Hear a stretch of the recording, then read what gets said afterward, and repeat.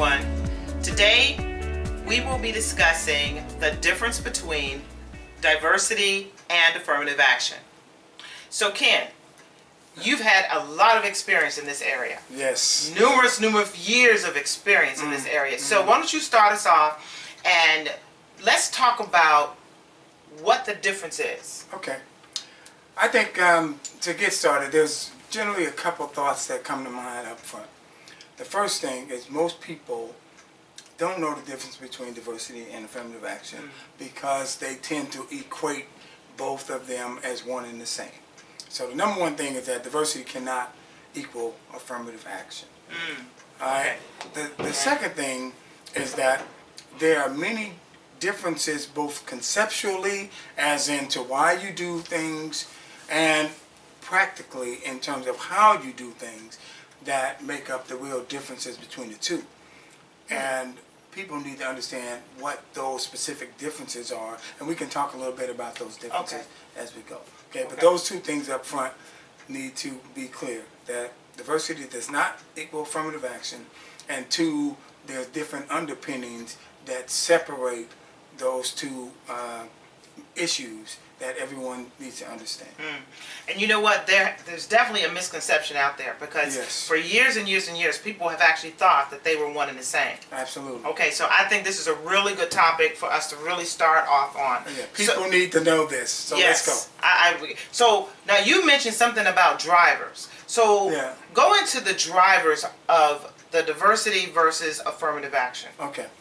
When I talk about drivers, I'm talking about, like I made that second point, the differences. There's conceptual and practical difference. The drivers are about how we practically or purposely engage in those differences. So the first driver is rationale, in terms of how we understand what is as a rationale or what is a reason for us engaging in diversity versus affirmative action.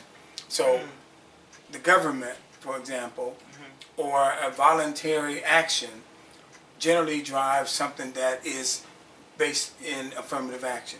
But diversity, on the other hand, is 100% volunteer, even at the federal level, unless the government comes in and says, if you don't do this, then you lose money.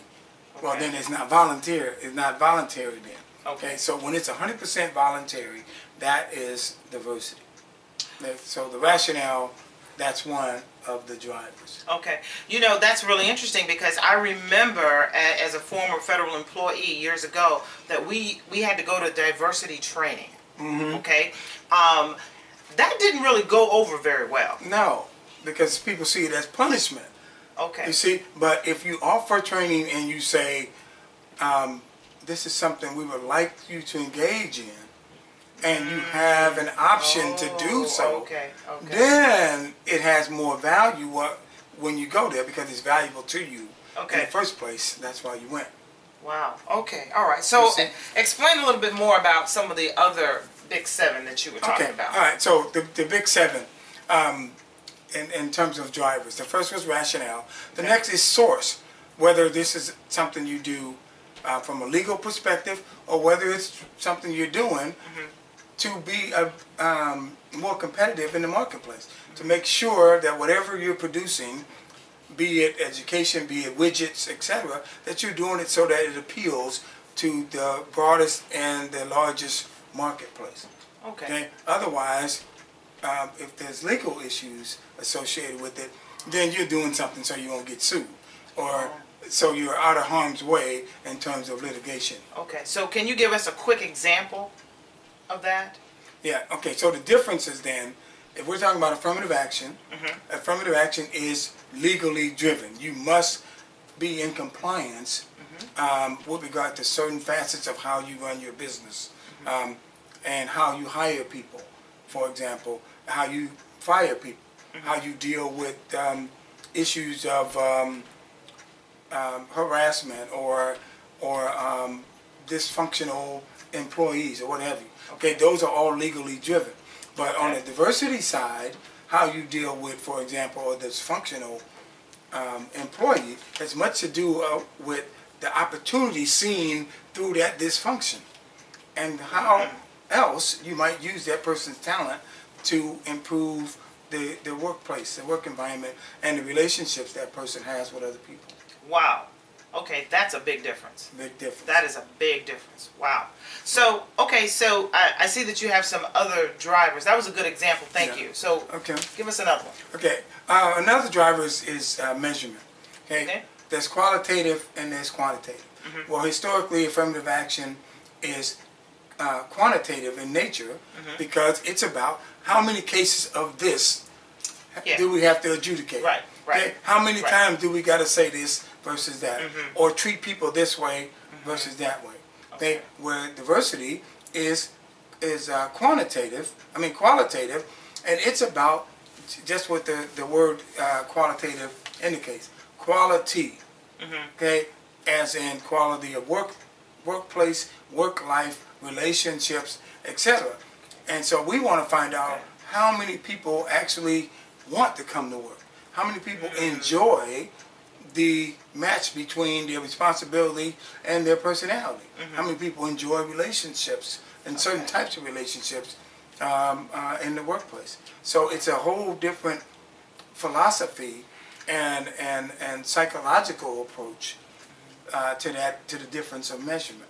I can definitely say that in the government aspect, from the government's perspective, that I remember when affirmative action was really big, and it was all about the numbers, how many minorities, how many males, how many females. Matter of fact, there was a program that I came in under was specifically targeted for women, minorities, and then those that were in the military. Absolutely. Okay, so here again, people are measuring by numbers, instead of the degree to which you enjoy being an employee. Wow. See? Wow. Huge difference. Wow, that's something. Another one is, I mentioned the word in terms of approach, and I use psychological approach, but approach is actually one of the drivers as well. And the approach here means the difference between whether you're reacting to something or you're being proactive about something that's yet to occur.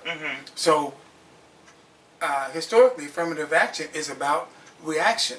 What did you do, and what is the sanction for what you did? Okay, it's largely negative or punitive in nature, but it's not enacted until you do something. Okay, until you do something. Okay, so it's the watchdog effect. Somebody's looking in the weeds, waiting for you to mess up, and as soon as you mess up, then we have a law for that, or we have a rule for that, or we have a sanction for that. Okay, diversity is about making sure that the workplace is ready to receive you before you get there. Okay?